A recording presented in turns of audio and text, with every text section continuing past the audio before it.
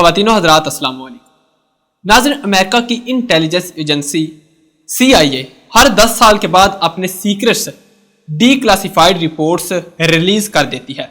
اس طرح اسرائیل کی intelligence agency Mossad اپنے سیکرٹ جتنے بھی آپریشن ہوتے ہیں وہ پوری دنیا کے سامنے لے آتی ہے تاکہ ان کی دنیا کے اندر دھاک بٹھائی جا سکے۔ ناظرین، اس طرح ایک اور نئی ڈیولپمنٹ سامنے آئی ہے۔ ڈینیل ایلسبرگ، یہ بیسیکلی 1971 کے اندر جو ویتنام جنگ کے پیپرز لیک ہوئے تھے، یہ پوری دنیا میں پیپرز لیک کرنے کے حوالے سے مشہور ہوئے تھے۔ اب انہوں نے کچھ پیپرز لیک کیے ہیں۔ اس کے بعد آہستہ آہستہ ہر جگہ پر گفتگو ہونا شروع ہو چکی ہے کہ دو ایسے ممالک تھے جن پر ایٹمی حملے کرنے کی پوری تیاری کی گئی تھی۔ یہ ملک ایک پاکستان اور دوسرا چائنا ہے۔ ناظرین، 1958 کے اندر امریکہ نے پلان کیا تھا کہ وہ چائنا پر ایٹمی حملے کر دے اور اس کو صفحہ ہستی سے مٹا دے اور تائیوان کو بچا لے۔ یہ ان ڈاکومنٹس میں کہا گیا ہے، مگر امریکہ کا یہ پلان بری طرح ناکام ہوا تھا۔ اس کے بعد آپ جانتے ہیں کہ ڈیوڈ بین گورین نے کہا تھا کہ میں اسرائیلی یہودی قوم کو بتاتا ہوں کہ تمہیں دنیا میں اگر کسی سے خطرہ ہے تو وہ صرف اور صرف پاکستان ہے۔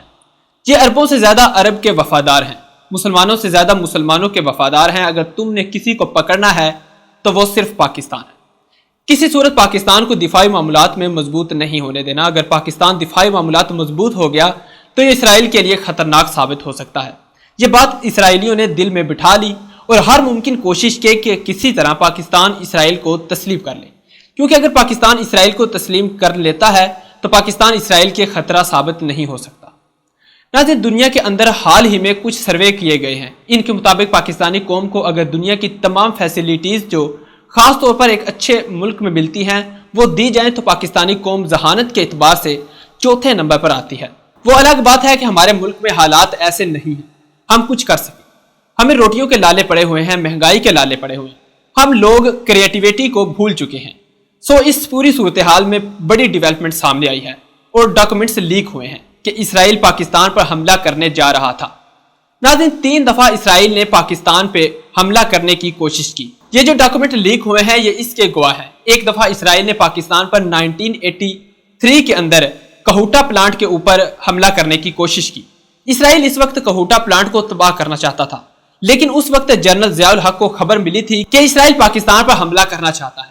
جنرل ضیاء الحق نے کہا تھا کہ کسی نے پاکستان پر حملہ کرنے کی کوشش کی تو ہم اس کو چھوڑیں گے نہیں، اس کی اینٹ سے اینٹ بجا دیں گے۔ اس کے بعد آپ کو یاد ہوگا کہ جب جنرل ضیاء الحق انڈیا میں میچ دیکھنے کے لیے گئے تو انہوں نے انڈیا کو کہا کہ ہمیں پتا ہے کہ تم ہم پر ایٹمی حملہ کرنا چاہتے ہو، لیکن میری بات یاد رکھنا، ہم ایٹمی میزائل بنا چکے ہیں، تم نے ذرا سی بھی ہم پر حملہ کرنے کی کوشش کی تو ہم میزائل داغ دیں گے، اور پھر فرق اتنا ہوگا کہ تم بھی مرو گے ہم بھی مریں گے، لیکن ہم مریں گے تو اسلام زندہ رہے گا، لیکن تم مرو گے تو ہندو مذہب کا خاتمہ ہو جائے گا۔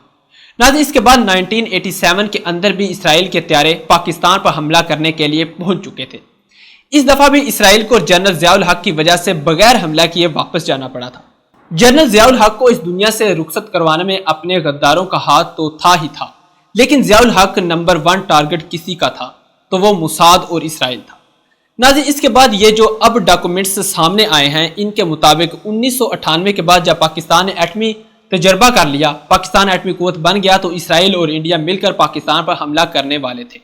اس وقت یونائٹڈ نیشن کے سیکرٹری بیچ میں کود پڑے اور انہوں نے نیتن یاہو سے بات چیت کی کہ اگر تم نے پاکستان پر حملہ کیا تو پھر اس دنیا میں کوئی بھی نہیں بچے گا۔ نیتن یاہو اس وقت نئے وزیر اعظم بنے تھے اور پھر یہ پلان بھی پوری طرح اسرائیل کا بے نقاب ہو گیا تھا۔ جب اسرائیل کے تینوں حملے ناکام ہوئے تو انہوں نے سوچا کہ اب پاکستان کو کس طرح دبوچا جائے۔ ناظرین، ہینری کسنجر جو نیو ورلڈ آرڈر کے بانی ہیں، انہوں نے پاکستان کو کہا تھا کہ ہم تمہیں عبرت کا نشان بنا دیں گے، تم نے ہماری بات نہیں مانی، تم ایٹمی قوت بن گئے ہو، ہم تمہیں عبرت کا نشانہ بنائیں گے اور دنیا دیکھے گی۔ وہ سوچتے تھے کہ یہ مانگے تانگے کی سواریاں ہیں، ان کے پاس تو ٹیکنالوجی بھی نہیں ہے اور یہ ایٹمی طاقت بن گئے۔ انہوں نے اسرائیل کی ساری محنت برباد کر دی۔ ناظرین، ان کو جنرل ضیاء الحق کا پتا تھا کہ جنرل ضیاء الحق نے امریکہ سے پیسے لیے، امریکہ اور افغانستان کی لڑائی میں امریکہ سے پیسے لیے، ان پیسوں سے جنرل ضیاء الحق ہتھیار بناتا گیا، اور جب بھی جنرل ضیاء سے انٹرویو میں پوچھا جاتا تو جنرل ضیاء الحق نے ایک ہی بات کی کہ میں کچھ نہیں کر رہا۔ دنیا بھر کے بڑے بڑے اسمگلروں نے پاکستان کی مدد کی ہے۔ دنیا میں پاکستان کے کئی گمنام ہیروز تھے جو اپنی جانوں کا نذرانہ پیش کر چکے ہیں اور واپس بھی نہیں آئے، وہ پاکستان کی مدد کرنے کے لیے اس دنیا سے رخصت ہو گئے۔ انہوں نے پاکستان کی مدد کی اور پاکستان ایٹمی طاقت بن گیا۔ ناظرین، اس کے بعد اسرائیل نے پوری دنیا میں ایک پراپوگنڈا شروع کروایا کہ پاکستان کے ایٹمی میزائل دہشت گردوں کے ہاتھوں میں جا سکتے ہیں۔ ناظرین، یہ جن دہشت گردوں کی بات کر رہے تھے، یہ دہشت گرد خود امریکہ، اسرائیل اور بھارت نے پیدا کی ہیں۔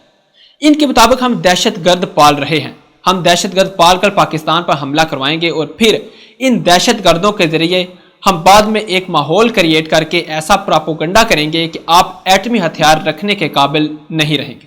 یہ انہوں نے کئی سال پہلے پراپوگنڈا کیا تھا، لیکن اس میں بھی یہ ناکام ہوئے۔ اگر آج افغان طالبان امریکہ کو شکست نہ دیتے تو پھر پاکستان اس سے بھی بہت بری حالت میں ہوتا۔ ہمیں اللہ کی مدد نے، ہماری فوج اور ایئر فورس نے بچایا ہے۔ ناظرین، پاکستان کو سب سے بڑی اگر کسی نے فائدہ دیا ہے تو وہ ہے چائنا۔ چائنا جتنا زیادہ مضبوط ہوگا ہمارے لیے اتنا فائدہ مند ہوگا۔ چائنا نے بہت ساری اپنی ٹیکنالوجیز پاکستان کو دی ہیں۔ مثال کے طور پر اگر ہم شاہین 3 میزائل انڈیا پر مارتے ہیں تو انڈیا سیکنڈ اسٹرائک کرنے کے لیے قابل نہیں رہے گا۔ ایشو یہ ہوتا ہے کہ سیکنڈ اسٹرائک سے پہلے تمام ممالک کی ایمبیسیز خالی کروانا پڑتی ہیں۔ آج ہم بغیر بتائے جس طرح امریکہ نے جاپان پر میزائل مارا تھا، اب ہم انڈیا پر میزائل مار دیتے ہیں تو انڈیا کے پاس سیکنڈ اسٹرائک کرنے کی کیپیبلٹی نہیں رہے گی، وہ پورے کا پورا تباہ ہو جائے گا۔ لیکن ناظرین، انڈیا کے خلاف جو چائنا کے پاس ٹیکنالوجی آ رہی ہے وہ بڑی خطرناک ہے۔ اگر انڈیا چائنا پر حملہ کرنے کی کوشش کرے گا تو اس کے ایٹمی میزائل کام نہیں کریں گے۔ چائنا انڈیا کا پورا سیٹلائٹ سسٹم جام کر دے گا، پھر نہ میزائل رہیں گے نہ آپ کچھ مار سکیں گے۔ لہٰذا اس پورے کھیل کے اندر کبھی ہم کمزور تھے تو اللہ پاک نے ہمیں بچا لیا۔ آج تو اللہ کا شکر ہے ہم طاقتور ہیں اور چین بھی ہمارے ساتھ ہے۔ پاکستان کے دشمن کبھی بھی پاکستان کا کوئی بال بیکا نہیں کر سکتے۔ ناظرین، آج کے لیے اتنا ہی، ملتے ہیں کسی نئی خبر کے ساتھ، تب تک ہمیں اجازت دیجیے۔ اللہ نگہبان۔